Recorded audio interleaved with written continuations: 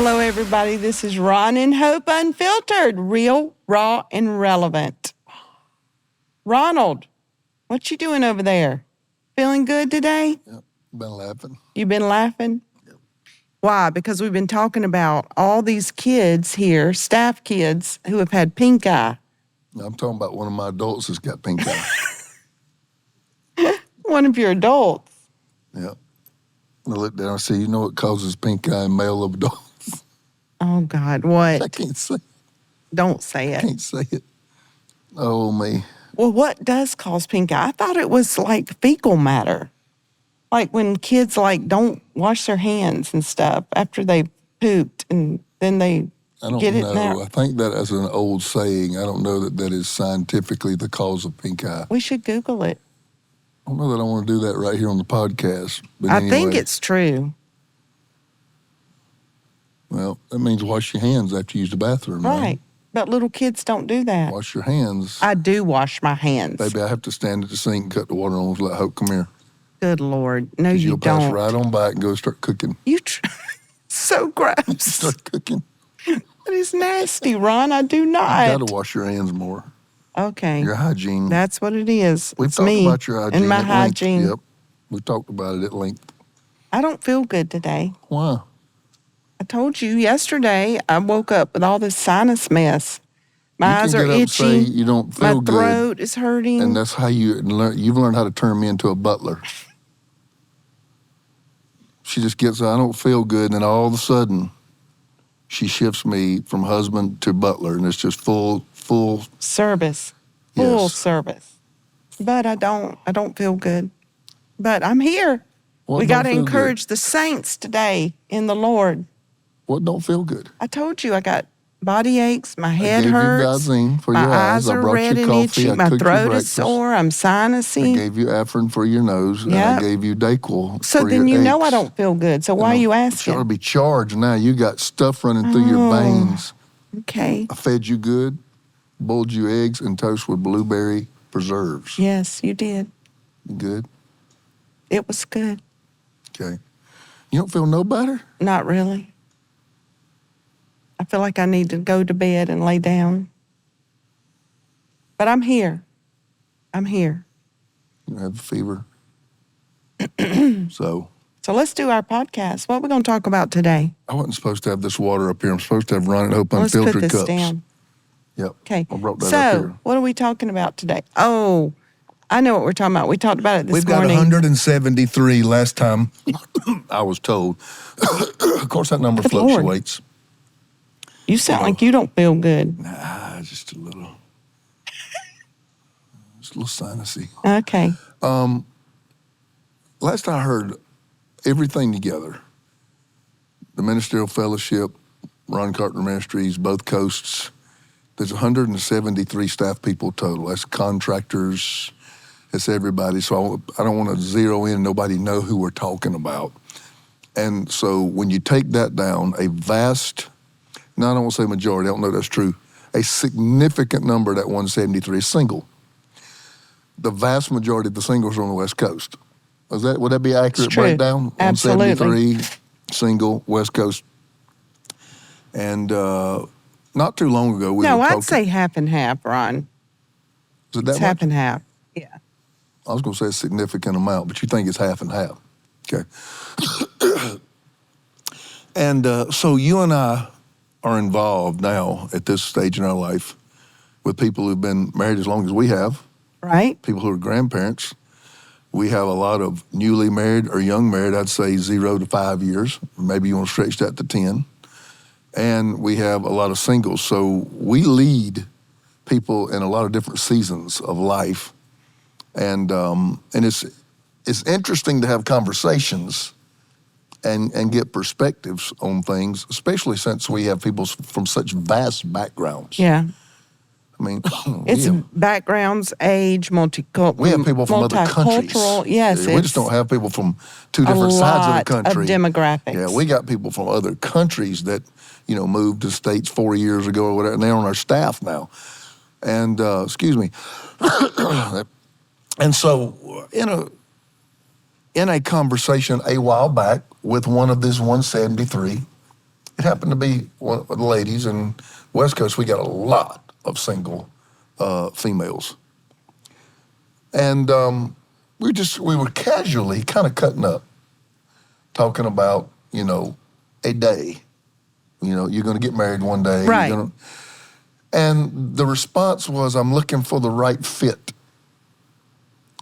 And me and you got quiet and just let this young lady talk. She kept talking about the fit. What's the matter? Is my navel showing? Your whole belly. They It's can't this see shirt. it on Undo this camera. button. Okay. I don't think my There we navel's go. particularly sexy. Particularly. Is that better? Yes. And The fit. She was saying, I'm just looking for the right fit. And I don't want to talk about what the fit was. That might give it away to her peers. But basically, one after the other, basically what could match my life and kind of like Lego blocks go together very easily. And me and you both were waiting to get our chance to speak because we were both thinking the same thing because we've been together a long time. And I looked at her, I said, you don't marry for fit. I said, you marry for love. Right. And I said, you marry because you can't wake up a day Without that and be person. that person. Yeah. And not have that person. Right. You can't be away and not be thinking about that person. Right. And all the rest of the stuff works out. And I said, that kind of love. And I said, there is a love out there like that for you that God has designed. And didn't start crying. It wasn't like that. But you could tell it misted her up. It broke her a moment because I think every person, male or female, if you can get a male to admit it, they want to believe that. But I wonder if even Christians don't believe that really exists anymore. I've heard people say, I watched my grandma and my granddaddy, and they were lived to be 91, and they were married 63 years. You just don't see that anymore. I want to discard the word anymore. Love hasn't changed. No. And God hasn't changed. Culture has changed drastically. And I remember when we were talking that night, I remember you looked at her and said, and this is the reason you marry for love, because love never fails. Love never fails, yes. Love never fails. She was saying... Love is what holds you together when it doesn't fit. Through the tough... When it doesn't fit. Seasons. Yep. And when it is really hard, and when you are looking at each other saying... I just don't know, your schedule and my schedule, and this is hard raising the kids and running here and running. These are all the ups and downs and seasons of life. But if you love each other, love never fails, and that's what pushes you to make it through the season. And I know that maybe some people went to my marriage conference and say, well, Ron, you're contradicting yourself because I heard you do a whole session on life rhythms. Yes, that you and your partner need to develop life rhythms. And you can even look for life rhythms on this side of marriage. Yeah. So I want to, because I know that's going to be a question by people that's been to our marriage conferences over the years, because I take almost a whole session and deal with that. Yeah. Let me back up and talk about that. Yes. Let me back up and talk about that. For marriage, there are qualifiers. You and I both wanted to be in ministry. That's a life rhythm. That is. You and I were both raised Christian and Pentecostal. That's a life rhythm. I could go on and on. You and I loved traveling. You and I loved the beach. You and I loved we wanted children. To try out new restaurants. You and I wanted children. You and I both wanted to wait 4 or 5 years before we have children. Okay, those are life rhythms. Yeah. If none of those life rhythms would have been right, I still would have married you. Because I was in love with you. I'm not talking about I'm in feelings with you. I was patient, love is kind, love is not self-seeking, love keeps no record of wrong. I was willing to love you like that if none of the life rhythms were there at the present.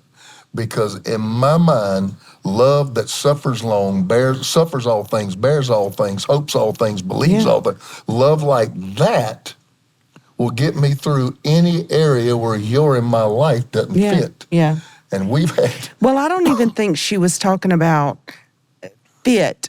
She was saying things that had been spoken over her, like all I'd ever known was this in my family, and my family does this for a living, and I'm just thinking that's the way it's supposed to be, and I got to marry somebody that's just like my grandparents or just like my parents, and doing life And just I like looked right that. at her and said, "Why?" I know we were like, who said that? Who told you that? The No, only thing I drive into my kids all the time, I'm glad that all of my children and my in-laws work for the Lord. right, It's someplace they're trying to help this ministry succeed. But I have told my kids 1,000 times, you do not have to be in your daddy's world, and you do not have to do what I do. but do what And- God told right. you to do, And no matter what our it is. second son was overthinking a relationship. Chaz, I'll just say his name, Chaz. He's an overthinker now. He just is. We laugh at him, we poke fun at him, so everybody knows that. He's intelligent, but he's a big overthinker. And he saw all the attacks and everything that we came under. And so, he was always going on and on and on about, I think he was scared to get married because he didn't want to go through the same thing in his marriage he watched his mom and daddy go through. And I looked at Chaz and I said, your life doesn't have to be anything like ours. Yeah. You got to quit thinking your future is based on my past. Right. And after I think he came to that conclusion, he was willing to make some decisions that probably should have made a long time ago. And but I wanted to talk about that some more. You can add your thoughts in it as we go. Let me talk about the principles, and you can add some of the life to it. I believe the foundation that you have to build upon is agape love, not eros love, not phileo love, brotherly love, not family love, not erotic love, not I'm attracted love. Those are all types of love in the Bible except for eros. Eros is not But in there. we didn't start out with agape. No. We started out with very much attraction. But I said get married. Yes. When you get married, are you willing to make this type of commitment? And that is a 1 Corinthians 13 commitment. And it says nothing about feelings. There is not one characteristic in 1 Corinthians 13 that is a feeling. No. Not one. They're character traits and commitment and covenant traits. So, number one, am I willing to make a covenant with you that I'm going to hope all things, believe all things, bear all things, suffer all things, be patient, be kind, keep no record of wrongs.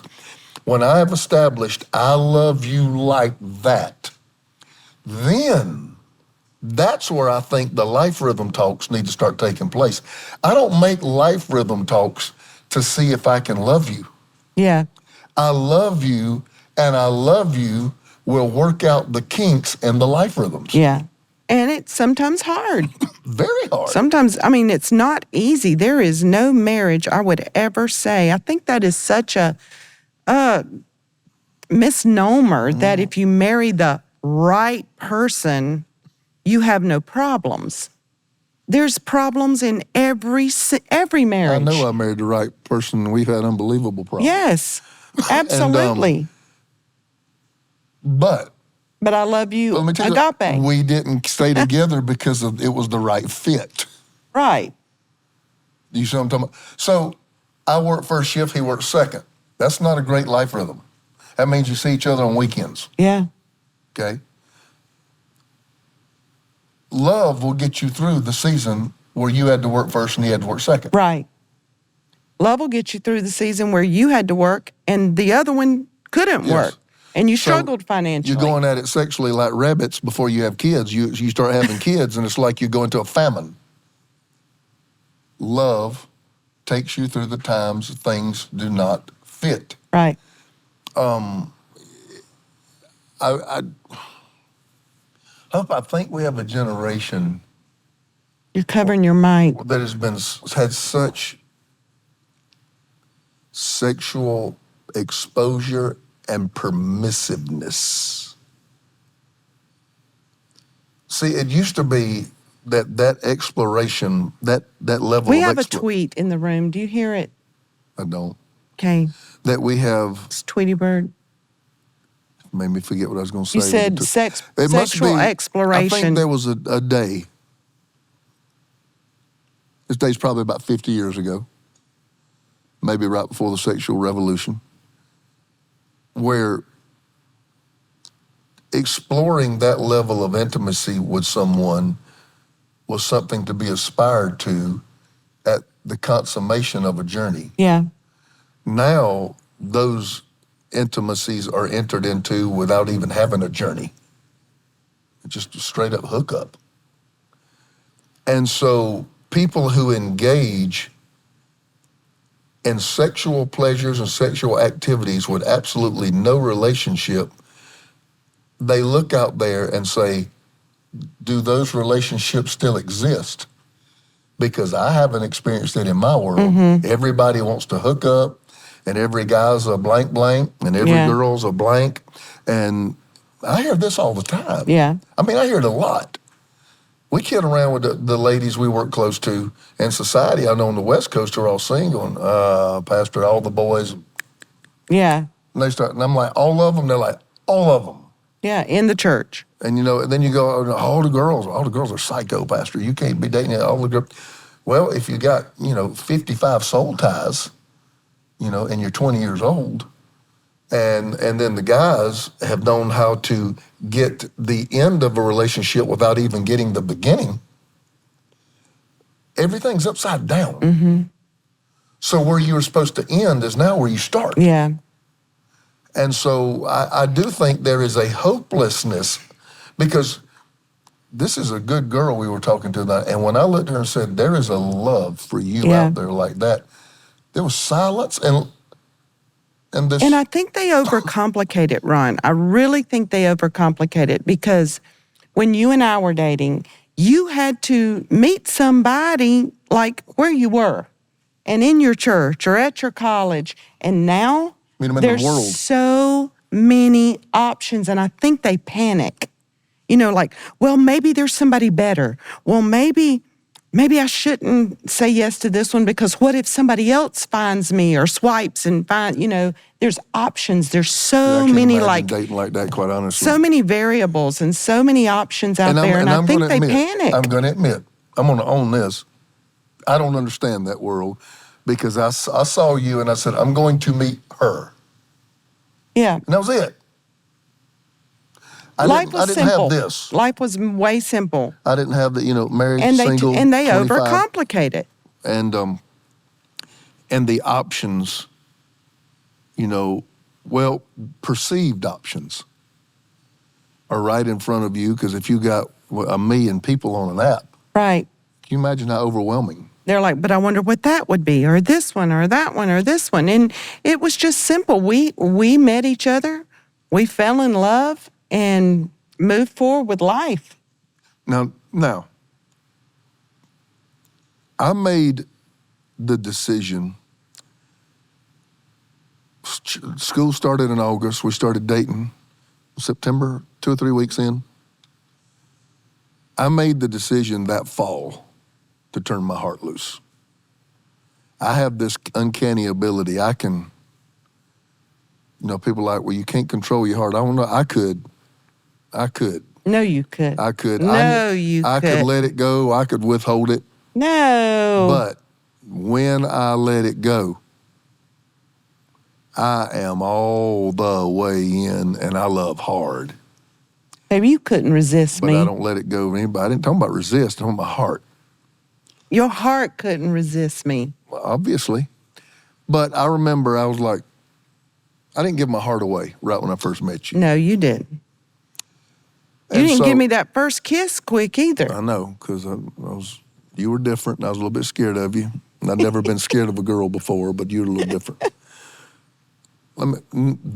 Once I gave my heart away and I looked at you, because I don't throw that word around, I love you.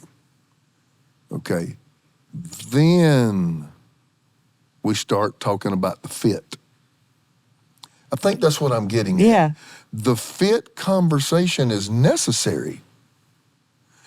But a lot of people... She had something in her mind, like automatically, this person's going to be this, they're going to do this, they're going to... this is their future. This kind of family, but And I'm like, you cannot do that. So in other words, she could meet somebody that was charming, meet somebody that was engaging, meet somebody that she was attracted to. And say but no. They didn't fall into those 9 categories, so she never gave it a chance. Yeah. I think that's what we're talking about. So I want to keep reiterating. I don't want anybody to misunderstand me. If you get the feelings, nothing else matters. That is not what I'm saying. But some people never give love a chance because all of your boxes aren't checked. You better have that feeling. Oh my gosh. Or you will not make it. That feeling that we have for each other. In our darkest times. Absolutely. And I teach in the marriage conference. I do a whole session called What's Love Got to Do with It? And I teach on all the different types of love and how when you feel like you have lost those butterflies, and most couples go through a season like that, or one of the people in the marriage or something, but they think that is, I don't love you anymore. No, you just have lost that sowing into each other's love tank. You will lose the feelings if you don't sow into each other's heart. If you don't serve them, serving opens people's heart to you. So if you just live your life and be like, screw it, I don't care. I'm not going to get their coffee, or I'm not going to help them with the housework. That hardens the other person's heart for their feelings towards you. You can keep feelings alive if you do the right things. That's a whole nother topic. But yeah, the feelings go. People say, how do I recreate the feelings? You can, serving. So the act of serving, it is very hard to be angry at, to be bitter at somebody who serves you. I mean, you really got to try hard when someone is serving you, because the act of service by nature opens the heart. It does. That's why Jesus said, don't go out there and talk and debate them. He said, serve them. Serve.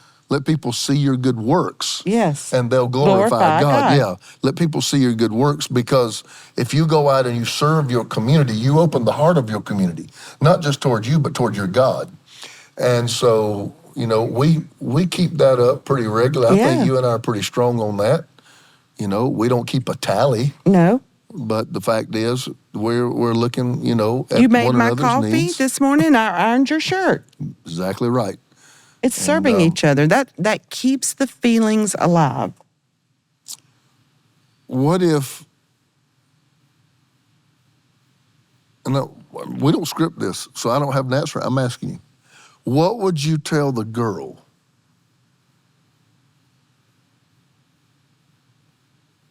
who says, I could make 1 Corinthians 13 type commitment, but nothing about the life rhythms fit?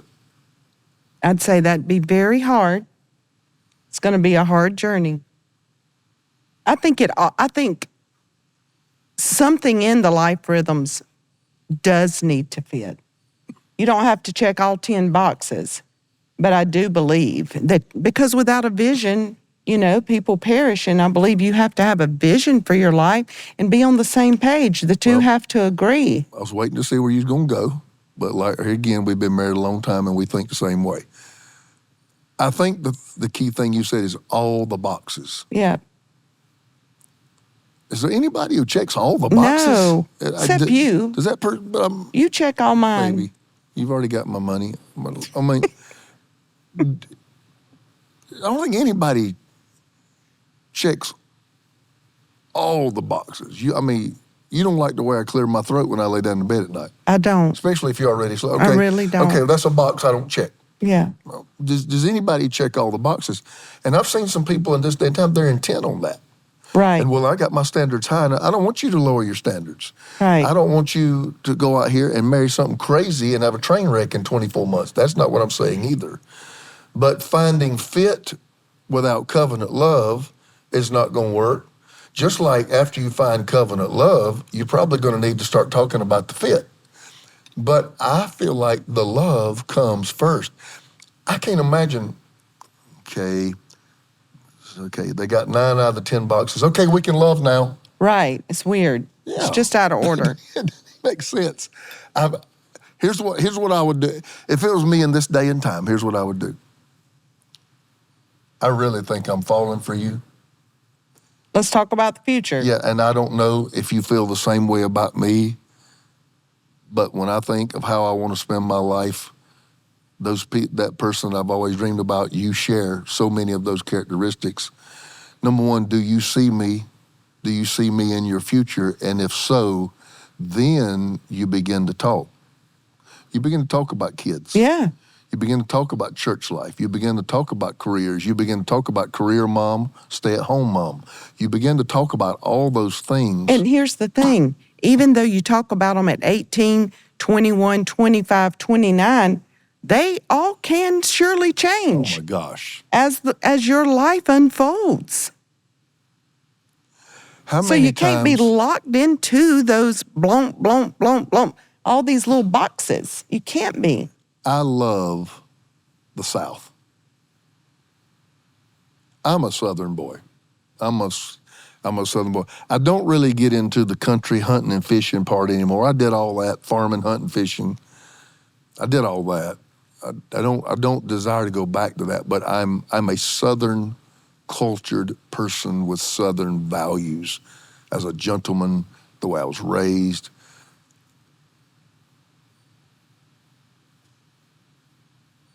California was never in your life rhythm. No, we never even talked about ever moving anywhere. Other than where we lived, okay? Right. So you're talking about things change. Okay. Hope, if we didn't love each other, which with love comes great trust and respect and honor, Yeah. leadership, fellowship, all these things, that love encompasses all that.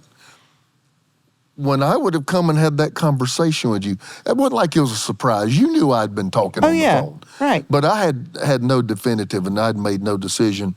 And when I came to you and said, Hope, I feel like God wants us to do this. Those are the kind of things that can tear a marriage all to pieces Right. if you don't have the love. Why? Right. Because the fit's off. Because I love you more than I love where we live. And I don't want to live anywhere Without that you're us, not yes. at. Exactly right. But if you're there, it's going to make wherever I am my home. Right. That's what I'm talking about. That was a big coming from. And You everybody marry the person. That's the bottom line. You marry the person, not what they do for a living. Yep.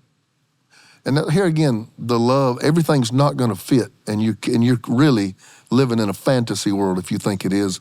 And what I'm trying to say is the deep, deep love that you've fallen into accommodates, gets you through, whatever the word is there, the times when life don't fit. We've had times where it didn't fit. We had times where it didn't fit bad. Yeah. And we're still here. We're still here. California was never in the playbook. Never in the playbook. And those are the kind of things, if I'd have felt the call of God, you know how passionate I am about following God, and you'd have stuck your heels in, I am not leaving this dream home you told me I could build in my grandkids. That could have been a rough next 10 years. And I think both of us trusted in our love for God and our love for each other. California, we have no idea what's going to happen. But whatever it is, love will get us through it. That's right. That's kind of the way I thought about it. Did you? I think it's just kind of simple. I mean, just what we're talking about to me, this is simple stuff to me. But when we're talking to a younger generation, they look at us cockeyed like, yes, what are you talking about? I made some very simple statements the other night and got some looks like, wow. But it's always like a but anyway. It's not any buts. No. It's do you love them? And if you do not have that depth of love that you are experiencing, yes. I don't care what kind of fit. I don't care what kind of fit. I don't care if they're, a millionaire. Yeah, if they've been carved out in a factory and they're to fit you. gloriously beautiful. It doesn't matter. If you don't have that love on the inside of you for them, it's not going to work. Yep. A guy in the military that gets sent to Afghanistan for 2 years and the wife's in Cleveland. Right. That's a horrible fit. That's a tough life. Yeah. You don't even know where he is or if he's coming home.